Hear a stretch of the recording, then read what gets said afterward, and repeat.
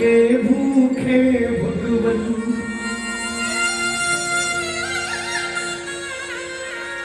ये वेद बताते हैं,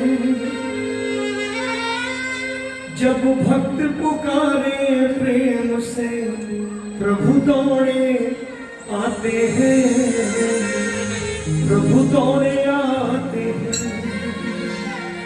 आइए प्रयास करिए कि ठाकुर हमारे आपके बीच में हो, किसी भी रूप में हो, ना जाने किस वेश में नारायण मिल जाए।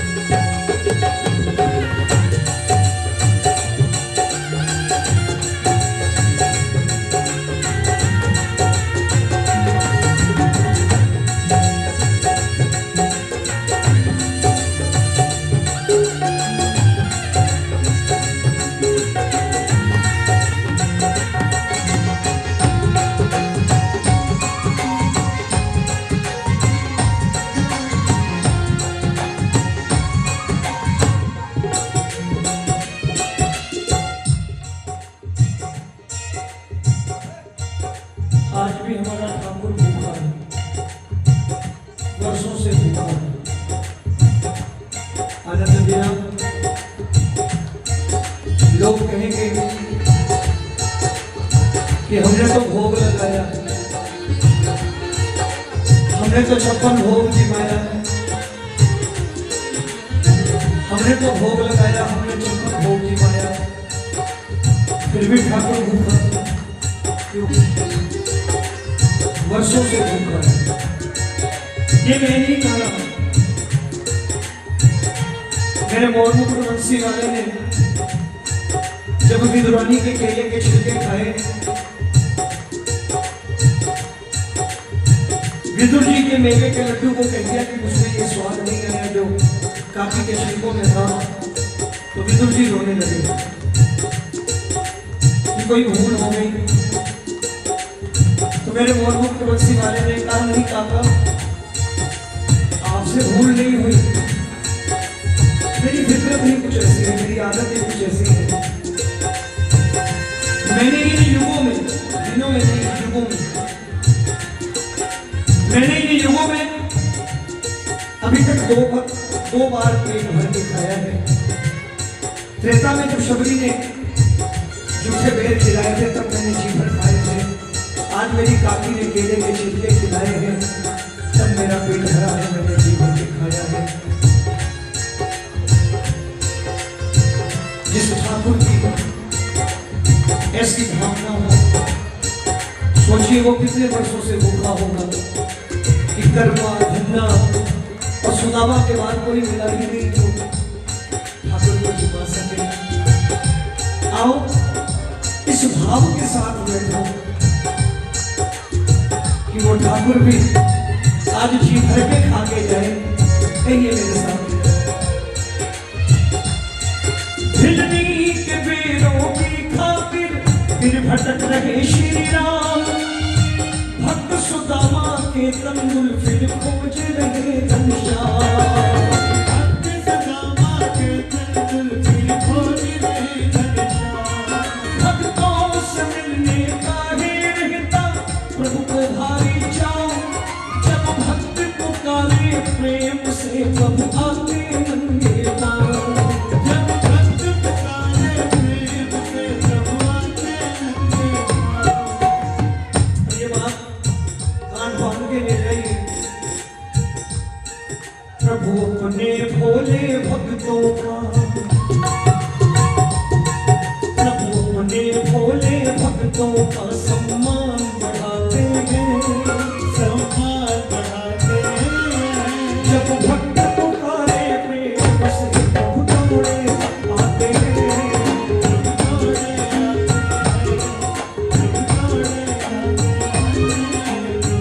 आते हैं। एक बार उठा करके दोनों हाथ बुला लो ना मेरे ठाकुर को। आगे पीछे जो भी बैठे हैं, थोड़ा सा भी प्रभु चरणों में स्नेह है तो उठाओ जरा दोनों हाथ।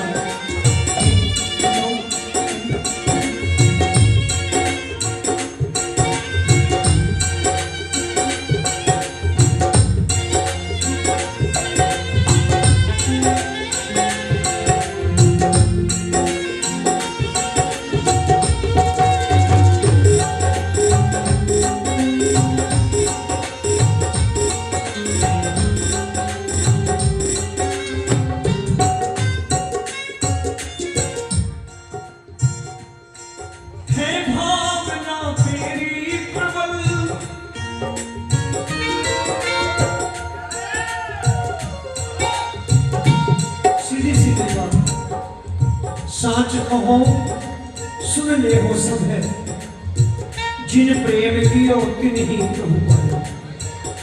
ये मैं नहीं कहता, गुरबाणी कह रही है, साहब श्री गुरु ग्रंथ साहब कि साच कहो सुन ले हो सब है, जिन प्रेम कियो तिन ही प्रभु पाया। कोई ढोंग, कोई आडंबर, कोई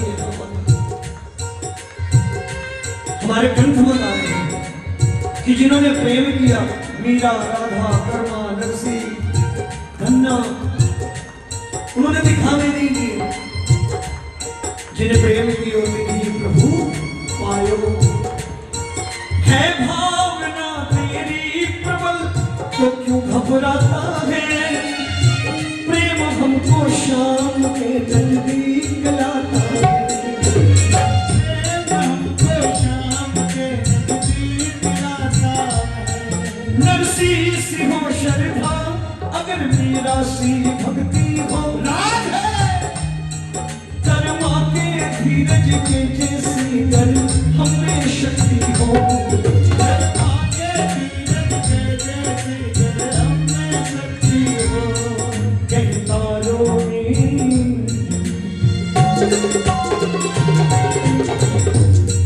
कहता रो साग दिखाते हैं, ये साग दिखाते हैं। जब भक्त पुकारे प्रेम से प्रभु दौड़े आते हैं, दौड़े आते हैं, प्रभु दौड़े आते हैं, दौड़े आते हैं। मैं उन्हें धन्यवाद दूंगा जो इस आधुनिक समय में ऐसे भाव सुनना चाहते हैं। मैं प्रणाम करूंगा। वरना पापा ने 170 मेगापिक्सल का कैमरे का मोबाइल दिलाया, बच्चे ने 25 बार थैंक यू बोला, पापा थैंक यू। लेकिन शायद बच्चा भूल गया या उसे बताया नहीं गया, बेटे पापा ने तो 170 मेगापिक्सल कैमरे का मोबाइल दिलवाया है। उस ठाकुर ने 570 मेगापिक्सल की 2 आंखें दे रखी हैं पहले से ही मुझे। कभी उसका भी थैंक्स कर दिया करो, उसका भी धन्यवाद कर दिया करो कि तेरा भी शुक्राना है ठाकुर। अगर ये आंखें ना होती तो क्या करते। किस चमत्कारों में ढूंढ रहे हैं ठाकुर को। सीधी सीधी बात मैंने कही है, भावना तेरी प्रबल,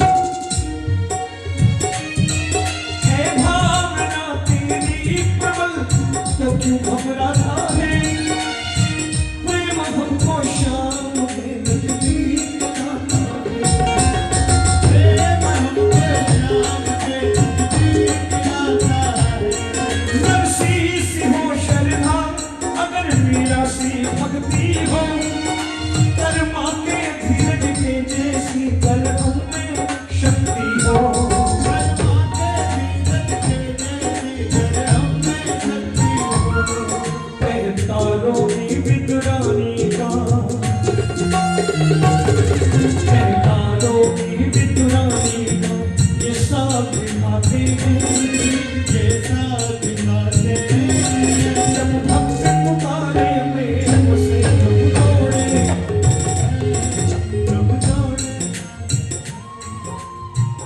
नानी बाई का मायरा, नरसी का भाव, न जाने कितने जन्म गुजर जाते हैं ठाकुर के एक बार दर्शन के लिए। कैसी भक्ति रही होगी नरसी की, एक ही जन्म में जितनी बार बुलाया ठाकुर को, कैसे कर्म रही होंगे। नानी बाई का मायरा, नरसी का भाग मैं शुरू करूं। आप भक्तों का अनुग्रह है, आग्रह है, आदेश भी है। मेरे हाथ जोड़ के एक प्रार्थना है कि मेरा मानना है कि जब जब दुनिया में भगवान की कथा होती है ना, तो मुख्य जजमान की भूमिका भक्त निभाता है। लेकिन जब जब कहीं भगत की कथा होती है तो मुख्य जजमान की भूमिका स्वयं ठाकुर निभाते हैं। अपने भक्तों के बीच में बैठकर किसी न किसी रूप में अपने भगत की कथा सुनते हैं। मैं ये कथा प्रारंभ कर रहा हूं, उससे पहले मैं एक विनती करूंगा कि मैं तो कोशिश करूंगा कि मर्यादा के साथ आपको कथा सुना सकूं। आपका अनुग्रह है। आप भी कोशिश करना कि ठाकुर आपके बीच में किसी न किसी रूप में बैठा है। इस भाव को समझते हुए उसी मर्यादा के साथ कथा सुनने का प्रयत्न करना। थोड़ा सा समय रुका जाएगा,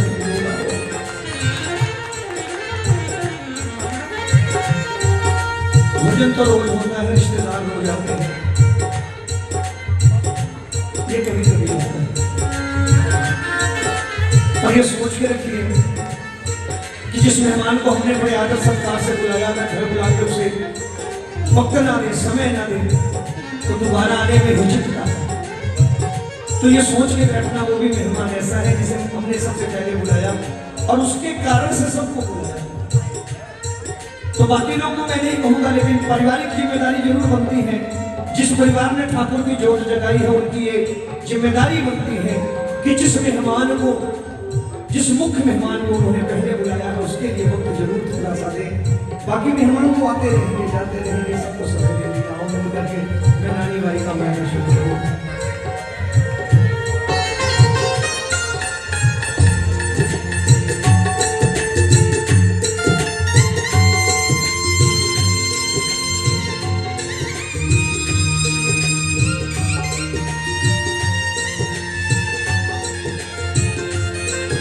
नानी बाई का मायला, नरसी का भाव। ये प्रसंग शुरू होता है जूनागढ़ गुजरात से। नरसी अपने जमाने के अरबपति से संतान के नाम पर 2 बच्चे, एक पुत्र एक पुत्री। गांव में फैली एक अज्ञात बीमारी ने नरसी का पुत्र उनसे छीन लिया। नरसी भगवत भजन के प्रेमी थे। उनका मन घर में व्यापार में नहीं लगता। जहां बैठ जाया करते थे घंटों भजन गाया करते थे। सुदूर विषम जाती थी। पुत्र की मृत्यु के बाद नरसी के एक बेटी बची नानी बाई। एक बार नरसी की पत्नी ने नरसी से कह दिया कि हमारा कोई बेटा होता तो बेटी के ब्याह के बाद सारी संपत्ति का मालिक होता।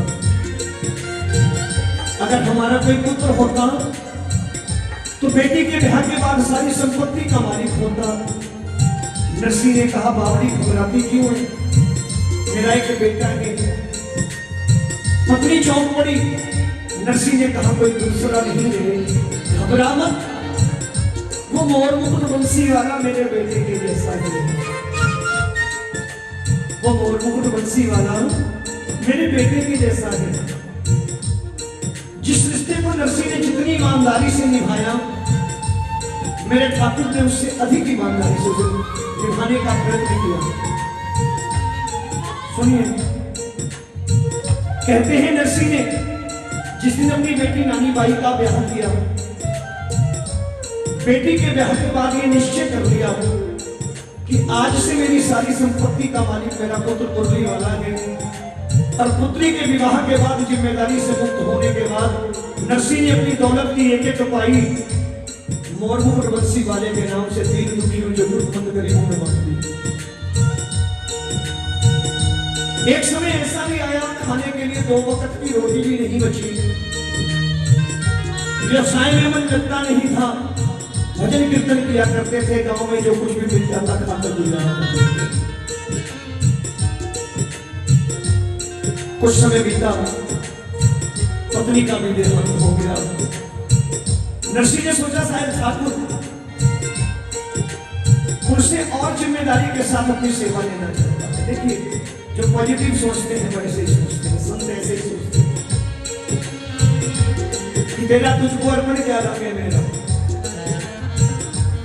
पत्नी की मृत्यु के बाद नरसी ने सोचा शायद ठाकुर और अधिक जिम्मेदारी से उनसे अपनी सेवा लेना चाहता है, इसीलिए सारी जिम्मेदारियों से मुक्त करता जा रहा है। नरसी ने अपनी हवेली भी दान कर दी और गांव में बने शिव मंदिर में आश्रय ले लिया। भक्तों की एक टोली बना ली और भजन कीर्तन करने लगे। गांव से कुछ भी आ जाता, खाकर गुजारा कर लेते, नहीं आता तो भूखी सो जाते। एक दिन उसी जूनागढ़ में एक भक्तों की टोली दूसरे गांव से आई जो द्वारिकाधीश के दर्शनों को द्वारिका जी जा रही थी। उस टोली के मुखिया ने गांव में आकर लोगों से पूछा, भाई आपके गांव का सबसे बड़ा सेठ कौन है? गांव वालों ने पूछा, बात क्या है? टोली के मुखिया ने कहा, हम द्वारिकाधीश के दर्शनों को द्वारिका जी जा रहे हैं। रास्ते में चोर डाकुओं का भय है। हमारे पास 600 सोने के सिक्के हैं। आपके गांव का कोई सेठ हमसे ये रकम ले ले, हमें एक हुंडी लिख दे, एक पर्ची लिख दे, जिससे हमें ये रकम द्वारिका जी में जाकर वापस मिल जाए। गांव वालों ने नरसी का उपहास उड़ाने के लिए, नरसी का अपमान करने के लिए कह दिया कि पास में बने शिव मंदिर में हमारे गांव का बहुत बड़ा सेठ बैठा है, जिसकी हुंडी द्वारिका जी में चलती है। जाओ, हुंडी लिखने से इनकार करे, जबरदस्ती पैसे दे देना, हुंडी लिखवा देना। भगत पहुंचे शिव मंदिर। नरसी अपने साथियों के साथ भजन कीर्तन में लीन थे। टोली के मुखिया ने हाथ जोड़कर पूछा, आप में से नरसी सेठ कौन है? नरसी खड़े हो गए, कहने लगे, सेठ नहीं रहा, नरसी जरूर हूं। आदेश करो, क्या कार्य मुझसे आपको पड़ गया है? टोली के मुखिया ने कहा हमारे पास 600 सोने के सिक्के हैं, हम द्वारिकाधीश के दर्शनों को द्वारिका जी जा रहे हैं, रास्ते में चोर डाकुओं का भय है, आप हमसे ये रकम लेकर रख लो, हमें एक हुंडी लिख दो, ये रकम हमें वहां जाकर वापस मिल जाए। नरसिंह ने कहा मेरी हुंडी नहीं चलती, मेरा समय समाप्त हो चुका है। भक्तों ने कहा से बहाने मत करो, हम भी दर्शनार्थी हैं, मदद करो। जबरदस्ती वो रकम नरसिंह को सौंपी गई। नरसिंह ने सोचा शायद उस मोर मुकुट बंसी वाले को हम 4 दिनों से भूखे भक्तों पर दया आ गई, हमें 4 दिनों से भोजन नहीं मिला है, शायद उसे दया आ गई हम भक्तों पर, हम 4 दिनों से भूखे हैं, शायद ये रकम हमारे भोजन भंडारे के लिए आई है। जबरदस्ती दी हुई वो रकम नरसिंह ने रख ली, भरोसे के साथ एक हुंडी लिखी द्वारिकाधीश के नाम। कहाँ जाओ, द्वारिका के सबसे बड़े सेठ द्वारिकाधीश से ये अपनी रकम वापस मांग लेंगे। भगत पहुंचे द्वारिका जी, सुबह से शाम हो गई, बाजारों में घूमते, कोई द्वारिकाधीश नाम का सेठ मिला नहीं जो हुंडी सरदार था। भक्तों ने सोचा रकम चली गई, हम ठगे गए, चलो कोई बात नहीं, जिस काम को आए हैं पहले वो काज कर लेंगे। वापस लौटते समय नरसिंह से रकम का हिसाब भी कर देंगे। सुनना, भगत पहुंचे मंदिर के प्रांगण में ठाकुर के दर्शन करने को। शाम का समय है, भगत ठाकुर के दर्शन कर रहे हैं। अचानक एक सांवरा सलोना युवक मंदिर में प्रवेश करता है, एक एक करके लोगों से पूछता है भाई आप में से कौन से भगत जूनागढ़ से आए हैं जो मेरे सेठ नरसिंह की हुंडी लाए। हुंडी शब्द सुना, जान में जान आई, जेब से हुंडी का पर्चा निकाल कर सौंपा और उस सामने सलोने युवक ने उंगली रकम निकाली, गिन करके भक्तों के हाथ में रख दी और कहा जाकर के उस नरसिंह से कहना ऐसी हुंडियां रोज लिखा करे, मैं यहाँ बैठ करके स्वीकार नहीं करूंगा।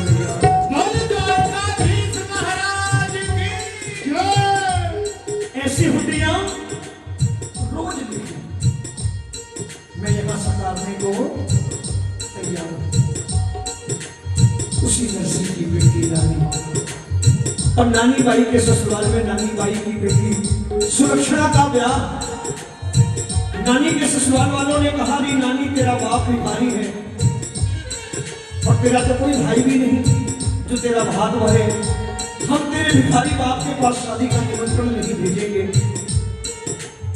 नानी ने रोकर ससुराल वालों के पांव पकड़े कि मेरे गरीब बाबा के पास शादी का निमंत्रण भेज दूं, वर्षों हो गए मिले हुए, इसी बहाने मिल लूंगी और मेरा बाबा जो कुछ भी बन पड़ेगा लाएगा। निमंत्रण को भेजो। निमंत्रण पत्र कुमकुम पत्रिका नरसिंह के पास पहुंचे। निमंत्रण पत्र लाने वाले ने नरसिंह से कहा भगत जी आपकी बेटी का ब्याह है, आपको बुलाया है। नरसिंह प्रसन्न हुए, लेकिन पत्रिका लाने वाले ने जब नरसिंह को भात के सामान की सूची पकड़ाई कि ऐसे ही नहीं आना है, ये भात की सामान की लंबी सूची है, ये सामान भी लाना है। तो नरसिंह ने कहा भाई तुमने एक बात पे गौर नहीं किया, इस पत्रिका के ऊपर लिखा है श्री हरि, तुम गलत पते पर आ गए। अरे मैं गरीब बाप, मैं तो ऐसे ही चले जाऊंगा बेटी के दरवाजे पर, कुछ निमंत्रण की क्या जरूरत। लेकिन मेरे इस पत्रिका पर लिखा है श्री हरि, ये पत्रिका मेरे बेटे मोर मुकुट बंसी वाले के लिए लिखी गई है, क्योंकि मेरी बेटी का भात तो उसने ही आकर भरना है। और नरसिंह ने वो चिट्ठी वो निमंत्रण पत्र द्वारिकाधीश के चरणों में द्वारिका जी भिजवा दिया कि तू जाने तेरा, जोर से बोलिए, तू जाने तेरा ये अधिकार होता है भक्तों का जीवन में। कह दिया कि तू जाने तेरा हम जाने। एक गरीब बाप टूटी बैलगाड़ी पे बैठ गए, गाने बजाने वालों की टोली, बूढ़े बीमार गए, बेटी के दरवाजे चल पड़ा है। बाबा के आने की बात सुनकर के नानी चाव से दौड़ी दौड़ी वहां आई है। हाथ का सामान मेरे में नहीं आया है। बाबा खाली हाथ आए हैं। टूटी बैलगाड़ी है, बूढ़े बीमार बैल है, गाने बजाने वालों की टोली है। नानी ने मुलाकात करने के बाद पिता की तरफ देख करके कहा, बाबा मेरे भाग का सामान कहाँ है? नरसी ने कहा, मेरा उपहास उड़ाती हो, तुझे नहीं मालूम दुनियादारी छोड़ दी। नानी ने कहा, बाबा आपने छोड़ी, मैंने नहीं छोड़ी, बड़ी मुश्किल से निमंत्रण भिजवाया था, खाली हाथ आना था तो आए क्यों? नरसी ने रोकर कहा कि पिता गरीब हो जाए तो क्या पुत्री से मिलने का अधिकार भी हो गया? मैं तो तुमसे मिलने आया हूं।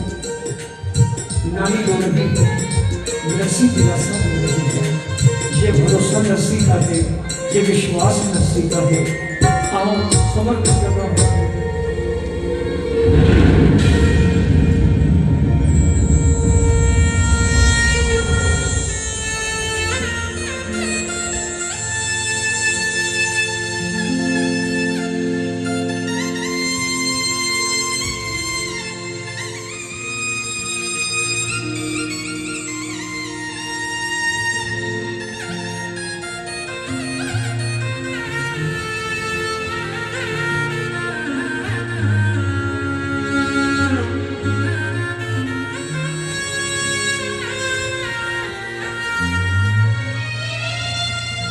हो नानी बाई ने नरसी समझावे बार बार।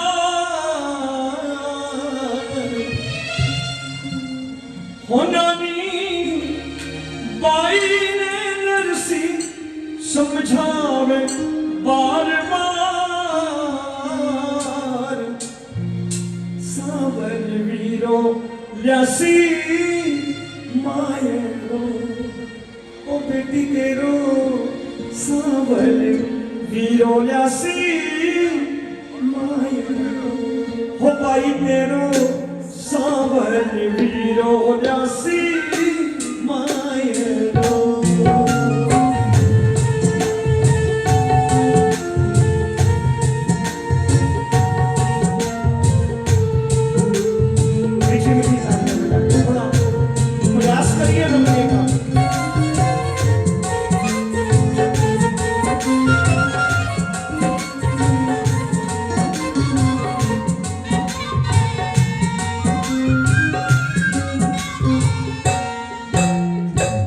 धीरज क्यों छोड़े बेटी, क्यों घबरावे? धीरज क्यों छोड़े बेटी, क्यों घबरावे? लाख भरोसो तेरो सावन शाह आवे। लाख भरोसो तेरो सावन शाह आवे। बेटी चिवड़े ने तू उदास बेटी, क्यों कर राखी चिवड़े ने तू उदास। सावन वीरो ल्यासी मायरो, भाई तेरो सावन वीरो ल्यासी मायरो। एक बार मीठी मीठी तालियां सबसे विनती करूंगा, थोड़ी देर के लिए अपनी भूमिका परिवर्तित करके मेहमान की भूमिका छोड़िए, प्रेमी और भक्त की भूमिका में आइए।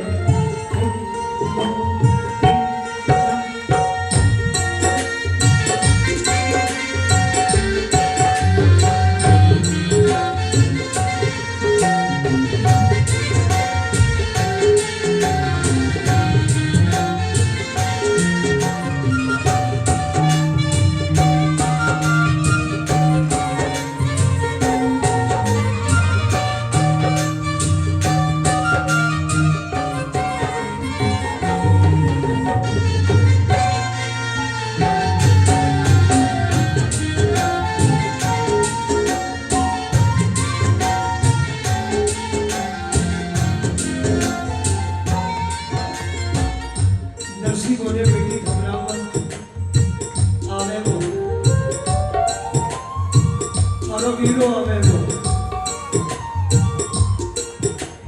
और अकेले नहीं आएगा। कितना बड़ा भरोसा देखो, कहने आएगा, अकेला नहीं आएगा।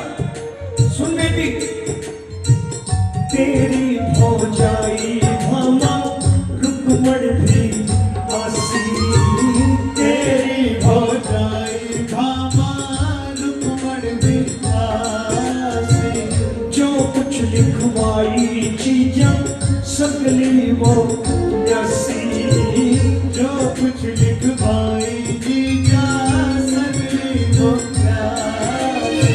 तेरे शास्त्र से लिखी एक एक वस्तु आएगी। नरसी बोले कि चिंता मत कर, तेरे शास्त्र से लिखी एक एक वस्तु आएगी, क्योंकि क्योंकि मैंने सागा की चिट्ठी भेजी सांवरिये के पास, मैंने सागा की चिट्ठी भेजी सांवरिये के पास, मैंने समधी की चिट्ठी भेजी सांवरिये के पास। सावन वीरो नसी माये रो, माये तेरो सावन वीरो नसी माये रो। एक बार बीच में भी तालियां बजा दो, क्या बात है।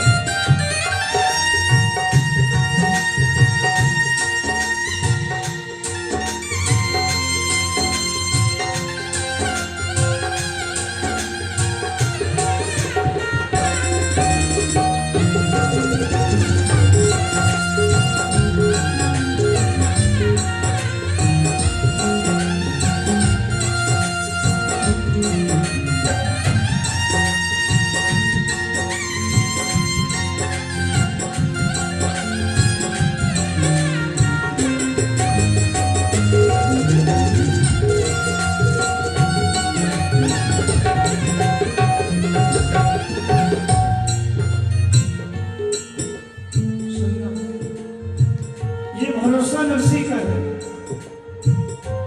नरसी बोले, सांवरियो है मारो सुख दुख को साथी, सावरियो है मारो सुख दुख को साथी, टूटी जल काटी आयो बन करके हाथी, टूटी जद काटी आयो बन करके खाती। अपने भक्तों के लिए क्या से क्या बन जाते हैं। हरि अनंत, हरि कथा अनंता, कहां ही सुने बहुविधि सब सुनता। मेरे ठाकुर की कृपा के अनगिनत उदाहरण है। जब नानी रोने लगी, नानी धीरज खोने लगी, तो नरसी ने अपने साथ रास्ते में घटी एक घटना का वर्णन किया कि बेटी घबरा मत, तो चिंता मत कर, आएगा। कहते हैं नरसी की टूटी बैलगाड़ी जब अपने गांव से निकली, बूढ़े बीमार बैल जब चले तो रास्ते में बैलों ने ठोकर खाई और बैल गड्ढे में गिर पड़े, गाड़ी भी गड्ढे में पड़ गई। अपने भगत की फंसी गाड़ी देख, सुनिए, वो 3 लोगों का मालिक मेरा मोर मुकुट बंसी वाला वेश बदल करके गाड़ी के सामने खड़ा हो गया। 3 लोगों के मालिक ने स्वयं अपने हाथों से गाड़ी बाहर निकाली, सीधे रास्ते पर डाली, और जब गाड़ी सीधे रास्ते पर पड़ गई तो मेरा मुरली वाला हाथ जोड़ करके नरसी के सामने खड़ा है। इस दृश्य की कल्पना कर रहा हूं कि कैसी भक्ति रही होगी, कैसे भाव रहे होंगे, और कितनी नम्रता रही होगी हमारे ठाकुर में कि बैलगाड़ी बाहर करने के बाद हाथ जोड़ के खड़े हैं और नरसी से कह रहे, भगत जी कहाँ जा रहे हो? अंजार शहर जा रहे हो, हमको भी बिठा दो ना, हमने भी किसी ब्याह में जाना है। नरसी बोले, दिखाई नहीं देता तुमको? बैलगाड़ी टूटी, बैल मर रहे, हमारा बोझा उठता नहीं, तुम्हें भी बिठा दो। तो मेरे मुरली वाले ने मुस्कुरा करके कहा, सुनिए, मेरे मुरली वाले ने कहा भगत जी मेरा नाम कृष्णा है कृष्णा, मैं जागता खाती हूँ बढ़ी, जागता खाती हूँ बढ़ी हूँ, आदेश करो तो बैलगाड़ी भी ठीक कर दूं। नरसी के नेत्र सजल हो उठे। नरसी बोले तुम्हारा इतना ही उपकार क्या कम है, तुमने गाड़ी बाहर निकाल दी। मेरी थैली में मजदूरी देने के लिए थैला भी नहीं है, गाड़ी ठीक कैसे करवा लूं तुमसे ये बताओ। सुनना, गाड़ी कैसे ठीक करवा लूं? तो मेरे मोरमुकुट बंसी वाले ने कहा भगत जी आपकी गाड़ी तो ठीक करूंगा ही करूंगा, कर लो उनसे बात। भक्तों के लिए क्या से क्या बन जाते हैं। कहने लगे आपकी गाड़ी ठीक करूंगा ही करूंगा, लेकिन मेरी एक शर्त है, एक विनती है। शर्त यह है कि गाड़ी ठीक करने के बाद हाँकूंगा मैं, चलाऊंगा मैं। देख रहे हैं ना इनकी बातें। बोले गाड़ी ठीक करने के बाद हाँकूंगा मैं, ये मेरी शर्त है। और विनती ये है कि जब मैं गाड़ी हाँक रहा हूं तो थोड़ी देर पहले सुंदर सुंदर भजन गा रहे थे, मुझे भी 2-4 भजन सुना देना, मेरा रास्ता भी कट जाएगा और मुझे मजदूरी भी मिल जाएगी। प्रेमियों, ये भजनों की कीमत है।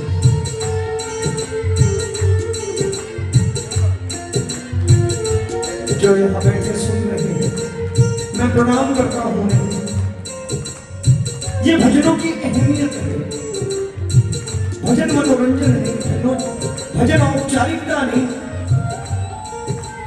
अरे नरसी के 2 भजन सुनने के लिए आप कल्पना करो भजनों की कीमत, कि नरसी के 2 भजन सुनने के लिए बैलगाड़ी ठीक कर रहे हैं, बैलों पे हाथ फेर रहे हैं, बैल भी ठीक था। अब 3 लोगों का मालिक 2 भजन के लालच में नरसी की गाड़ी का हकड़िया बन के बैठ गया, और जिसकी गाड़ी सामरा हाके वो मंजिल तक कैसे ना पहुंचे। सुनना, नरसी बैलगाड़ी हाँक रहे हैं, नरसी बैलगाड़ी पर शान से बैठे हैं, कन्हैया बैलगाड़ी हाँक रहे हैं। कन्हैया जब बैलगाड़ी हाँकने लगे तो नरसी एक कोने में बैठकर भजन सुनाने लगे, कहने लगे गोविंद मेरो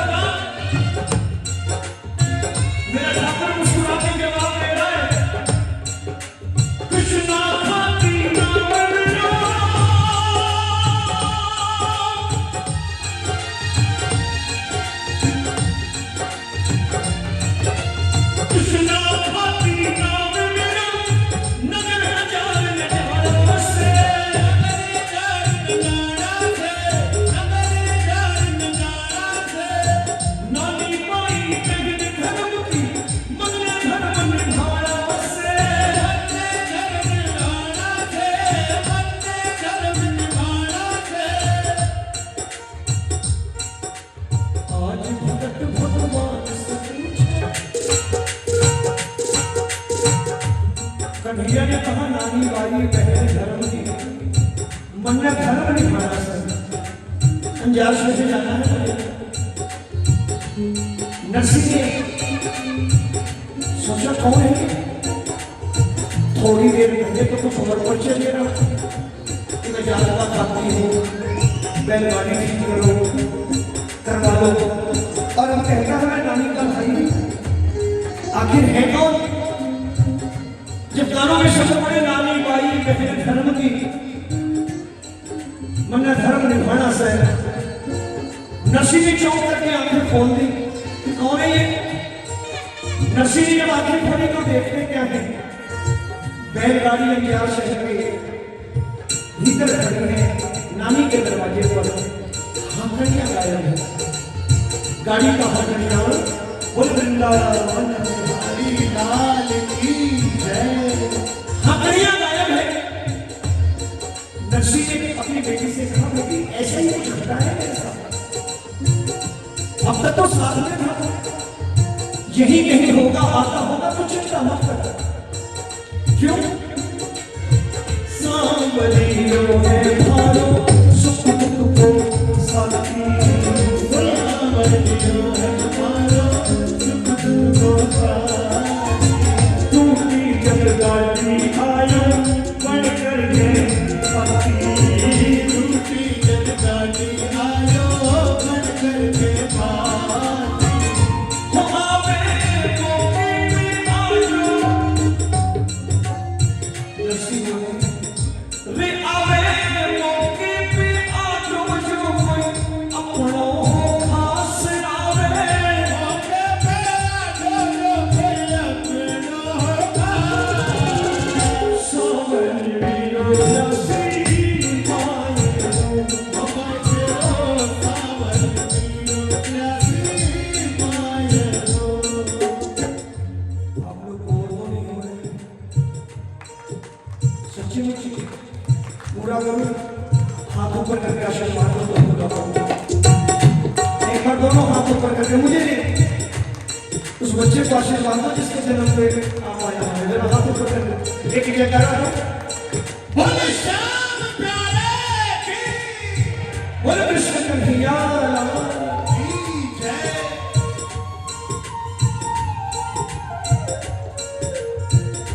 नरसिंह ने अपनी बेटी को बहुत समझाया कि बेटा चिंता मत कर, आएगा, यही नहीं होगा, आता होगा। मगर नानी का धीरज टूट गया, नानी का धीरज टूट गया। क्यों? जब नानी ने देखा कि उसके ससुराल वालों ने अपने रिश्तेदारों को महल हवेलियों में निकाला, लेकिन उस गरीब पिता को जहां गाय बैल बांधे जाते हैं उस तबेले में जगह दी। नानी बाई का कलेजा छलनी हुआ जब नानी बाई ने देखा उसके ससुराल वालों ने अपने रिश्तेदारों के लिए मेवे पकवान मिठाइयां भेजी खाने को, मगर उसके गरीब पिता के लिए शादी के घर की चूक इकट्ठी करके भेजी। नरसिंह ने जो छुट्टी खाली आगे से सरकारी ये कहेंगे कि मैं पुत्री के घर का पानी भी नहीं पीऊंगा, लेकिन नरसिंह ने जो साथ दी इस उम्मीद में आए थे कि अच्छी जीवन वाल मिलेगी, अच्छा भोजन मिलेगा, पकवान मिलेगा, कुछ भी खातिरदारी होगी। जब उन्होंने जूठने देखी तो उन्होंने भी भोजन नहीं खाया,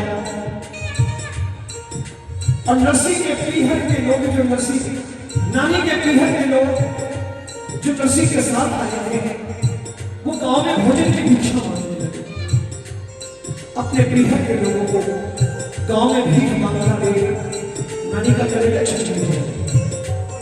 लोग कथा कहती है नानी बाई ने आत्महत्या का इरादा कर लिया। सर्वरिय कहती खड़ी, सर्वरिय कहती खड़ी जो नानी माता चारा बात बदल आवे। एक दिन भारो भोलो बाबुल अरबपति खिलायो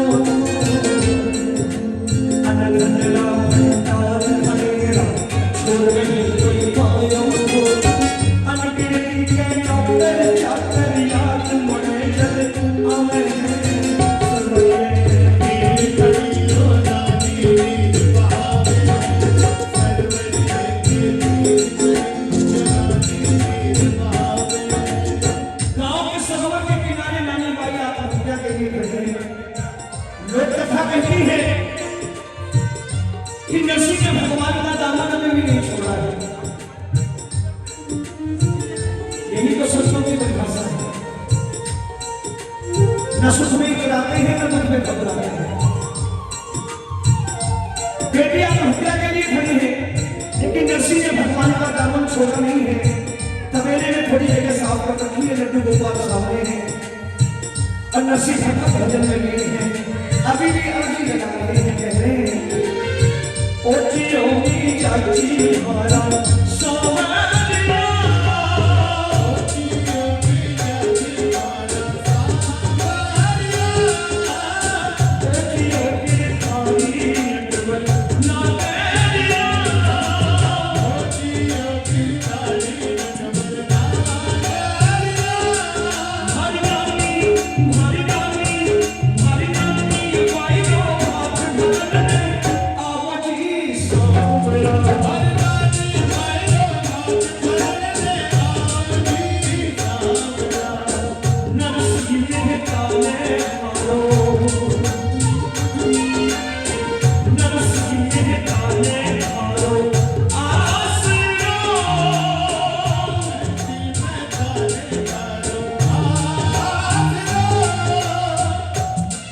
हमारी बीच सदा में, हमारी बीच सदा में राज बचावन आजो जी सावरा, हमारी बीच सदा में राज बचावन आजो जी सावरा। नरसिंह अर्जी लगा रहे हैं कि आजा कन्हैया आजा। मैंने कभी तुझे अपने लिए नहीं पुकारा, आज भी मैं अपने लिए नहीं पुकार रहा। मेरी बेटी की लाज तेरे हाथों में, जिसने बचपन में तुझे राखी बांधी, तेरे पूरब को राखी बांध करके बहन होने का फर्ज निभाया। आज तेरी बारी है भाई बन गया। आप हत्या के लिए खड़ी रानी आखिरी बात कन्हैया से कहती है, सावरा वीरा आजा, तुम आजा। मुझे तेरे हीरे मोती सोने चांदी का लालच नहीं है, कुछ मत बता। आनंद भैया कुछ बहने ऐसी होती है, कहती है कि भैया मुझे मालूम है तेरी परिस्थिति ना कैसी है, या तू नहीं लाता तो कोई बात नहीं, मत लाना, कुछ मत लाना। मायने की चोटी भी मैं अपने पति से कहके मंगवा के रखूंगी, बस आते खड़े हो जाए। कुछ बहने ऐसे कह देती हैं कि आजा खड़े रहना, मेरा सम्मान बढ़ जाए। आज नानी ने भी कहा कि तू नहीं आएगा ना, मैं तो प्राण दे दूंगी, लेकिन मुझे मालूम है मेरा पिता भी जीवित नहीं रहेगा, क्योंकि तेरे ही भरोसे आयो,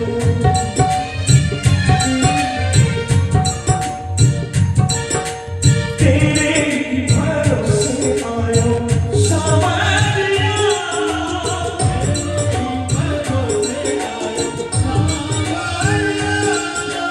हरि नामी वाई चुनर बुढ़ावा आवाजी सावरा,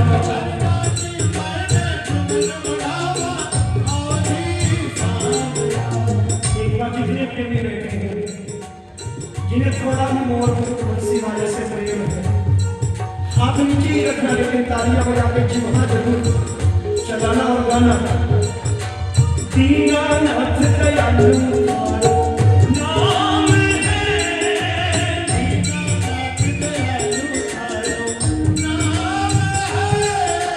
दीनानाथ दयालु तुम्हारा नाम है, दीनानाथ दयालु तुम्हारा नाम है,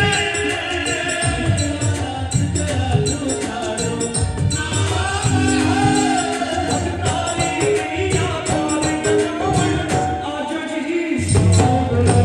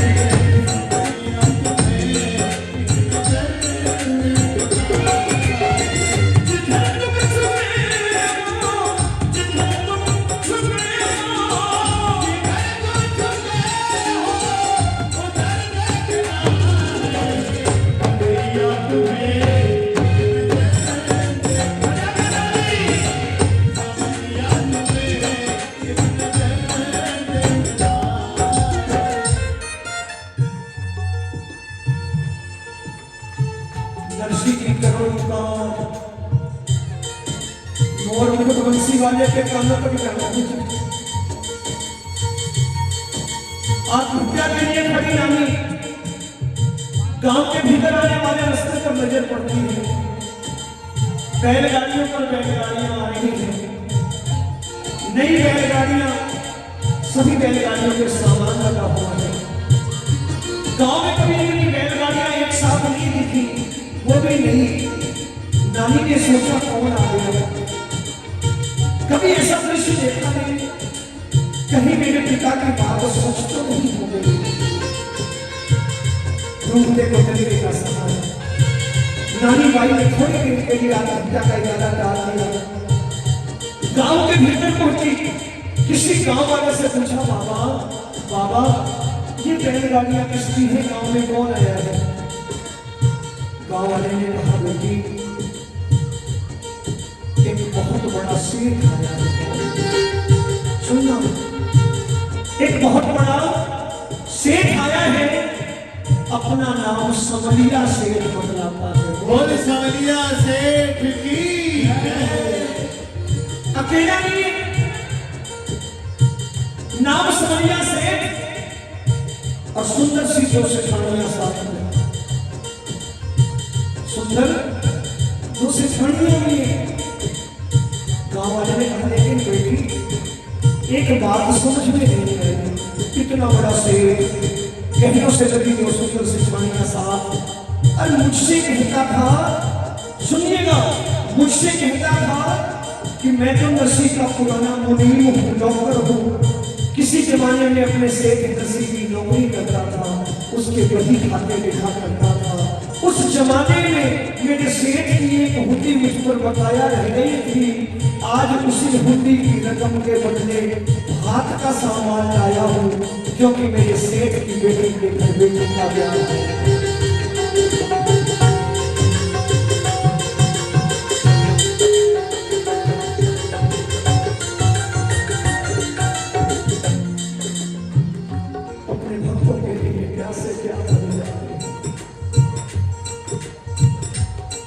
गांव वाले ने कहा, बेटी मैं तो हैरान हूं, लेकिन मैंने तबेले में भेज दिया मेरे पिता के पास। इस दृश्य की कल्पना करना प्रेमियों, आपके रोंगटे खड़े हो जाएंगे। आगे आगे कन्हैया, पीछे पीछे जाने गए। कन्हैया तबेले में पहुंचे हैं। तबेले के दृश्य को देखकर मुरली वाला हैरान है कि नरसी ने इन कठिन परिस्थितियों में भी भगवान का दामन छोड़ा नहीं है। ऐसी कठिन परिस्थिति, भगवान का दामन छोड़ा नहीं है। अभी भी वेणु गोपाल सामने हैं। मेरे मुरली वाले ने देखा कि नरसी अभी भी भक्ति में नहीं है और कह रहे हैं, सेठ बड़े तुम सांवरा,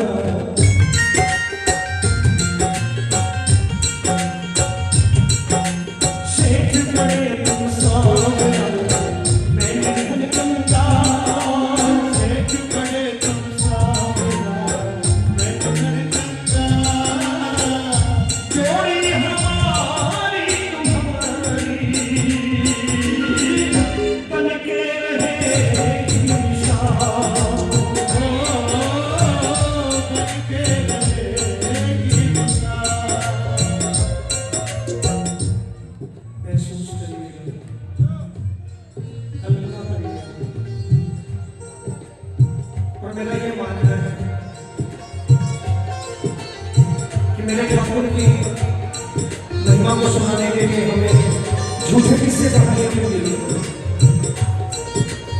ग्रंथ पढ़े पड़े, अध्ययन की जरूरत है, अध्ययन की जरूरत है। आज नौजवान राजी हो जाते हैं झूठे किस्सों से। और एक फैक्ट्री थी, 4 खानों की अलग भी होती है। वो नौजवान भी नहीं पूछते अपने पापा से, पापा ये जो आपने एक बनाई है, इसमें आपके कर्मों का योगदान है। मैं बार बार वहां से कहता हूँ, जो चमत्कारों की आशा में घूम रहे हैं, कि आपके पापा ने हवाई चप्पलें पहनी है, आपके पापा ने हवाई चप्पलें किसी जब आपके पाँव में विलास के चलते रहे। आपके पिता ने कर्म और प्रार्थना दोनों को एक साथ रखा, तो आज ये मुकाम हासिल किया। मैंने आगे ही कहा ना कि आज ये खुशियां परिवार में हैं। इन खुशियों के अवसर पर प्रभु को याद कर रहे हैं आप। ये खुशियां उस ठाकुर ने बख्शी हैं, लेकिन आप शायद ये मानने से इनकार नहीं कर सकोगे कि ये खुशियां भी आपके पूर्वजों के कर्मों की देन है। इसीलिए तो पितरों को पूछते हैं कि हमारे बुजुर्गों ने कुछ कर्म ऐसे किए हैं कि खुशियां हमारे यहाँ निरंतर बरस रही हैं। बस मैं यही प्रार्थना करता हूँ कि कितनी भी धन संपत्ति हो जाए,